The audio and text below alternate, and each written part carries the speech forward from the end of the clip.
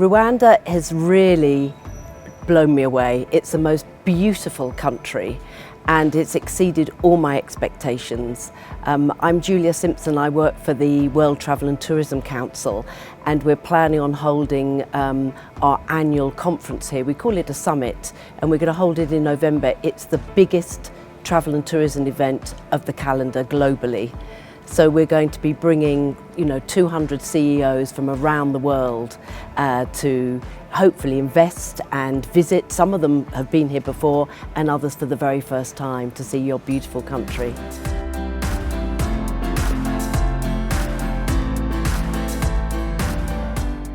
Obviously, during the pandemic, travel and tourism really suffered. But before the pandemic, travel and tourism represented 11.8% of the economy of Rwanda. So that's a really big contribution. And it also was the third fastest growing travel and tourism country in the world. So all that passion and idealism for travel and tourism is really bearing fruit. Obviously we had the pandemic and that was really hard. Everywhere across the world lost half their value, people stopped travelling. The good news is Rwanda is now getting back to 2019 levels, which is great news. And we're expecting over the next 10 years for travel and tourism to grow at double the rate of the general economy in Rwanda. And it will bring about 500,000, 500,000 jobs.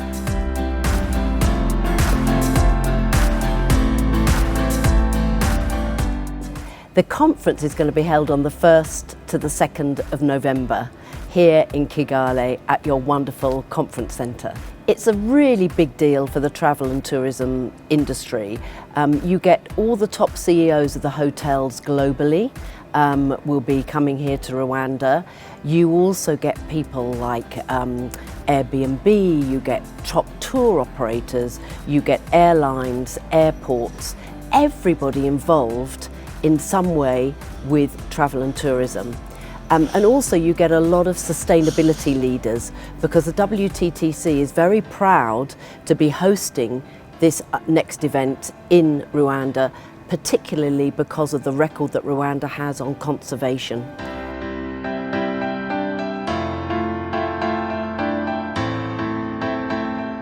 This is the first time WTTC has been to Africa. And Africa as a continent has so much potential for travel and tourism. You've got a growing young population. You've got some of the most beautiful parts of the world in Africa. And we want to show that by pulling together, by breaking down some of the different boundaries that operate, things like open skies, being able to fly freely to different countries within Africa, Africa could become the biggest travel and tourism powerhouse in the world.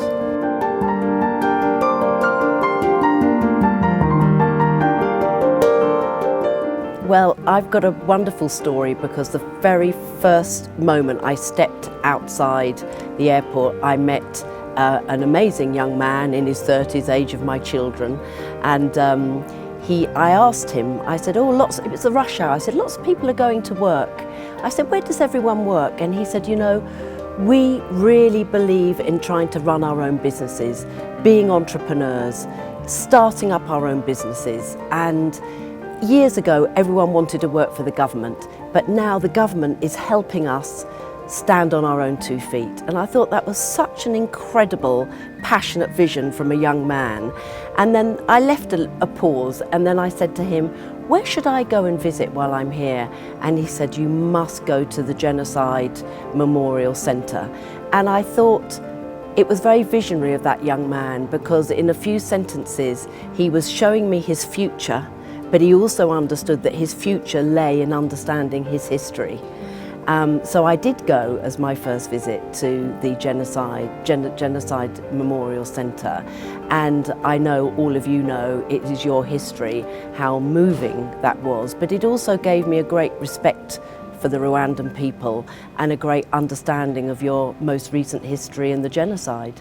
But I also went to Inema, which is an art gallery, and another one in Kigali, that celebrate some of the fabulous young artists who are famous in their own right on the world stage, which was great. And I also went to the Swedish Startup Centre, and I went around there. It's an incubator, giving support, networking support, investor advice to young startup businesses, and it was a very interesting experience, and I think it's actually unique in Africa, and it's going to be the biggest. And what was great about it is, while there are a lot of young Rwandans there, it's actually open to the world as well. It's very global, which was good. And then my final experience today has been, I went to see the wonderful mountain gorillas, and very good for me because I had to trek for like 2 hours through the mud, which was really, really good. But it was a beautiful day, as you can see, and we were fortunate to see a family with 2 silverbacks, and it was very, as I say, very humbling to be near those beautiful animals. But I asked the conservationists about the gorillas, and the story is incredible. You know, in the 1980s there were only about 250 left in the world. Now today there are about 470 mountain gorillas in Rwanda, and if you look at the gorillas that are shared, as we know, between the Congo and Uganda and Rwanda, and they roam around, we're getting up to 1,600, no, 1,060 was the last census, but it's probably up to like 1,100 now. They've had 45 births in the last 2 years just here in Rwanda, and I thought, so incredible that these beautiful animals that are unique, they're only in the world, in this part, in Rwanda and obviously in Uganda and Congo, they're the only place in the world, and you've rescued them from extinction. And the other interesting fact was the reforestation programs, and how working with the community and with the farmers, who obviously are giving up their land, but they can also see the benefit by actually allowing tourists to be able to come respectfully and visit that, you know, wonderful, sublime animal. Rwanda it takes everyone by surprise. The beauty, the innovation, it's very, very technical, tech-orientated, the youth, people are very kind, people are very polite, and it really is very, very visionary under your president, His Excellency. He's done an absolute incredible job uniting a country after a terrible period and moving forward, and I can absolutely promise you every person I met here has been a delight and made me feel very welcome indeed. That's why we had to have the conference here in Rwanda. So I think the conference, we're going to be bringing you know, maybe 1,500 delegates from around the world, and they're going to be looking to invest here. And they can't invest unless they come and see it for themselves. So it's really important that our summits tend to bring a lot of investors, and hopefully it will be very successful. Yes, well, I always say travel and tourism represents, out of every 10 US dollars, 1 comes from travel and tourism that's made in the world. And of every 10 jobs in the world, 1 comes from travel and tourism. In Rwanda, those numbers are slightly bigger. You have a slightly bigger percentage than the global average. But you still have a very, very diversified economy, which is good. But you know, you can get up to about 12% of your, it's about 11.8, I think, in 2019. Well, first of all, ecotourism and your major contribution globally to conserving species and wildlife and reforestation. That's number 1. The next one would be innovation. This is a very, very modern country, and sometimes people that don't know Africa have certain preconceptions, and Rwanda really busts all those myths apart. It is absolutely very modern. It's also a very safe country. It's a very clean, it's a very green and beautiful country. So I think it ticks all those boxes, and hopefully we will be able to get people to see all those aspects of Rwanda. I'm hoping to come in summer again because there's more people I would like to see. The other thing that you've got is a fantastic airline, Rwanda Air, headed up by an amazing woman CEO. Not only is she the CEO, a woman CEO in aviation, which is very, very rare, she's going to become soon the chair of IATA, the International Air Transport Authority, which is an incredible role to have. I met her, really courageous. I flew Rwanda Air to come here. Great flight, on time, fabulous service, everything you would expect from a top-class airline.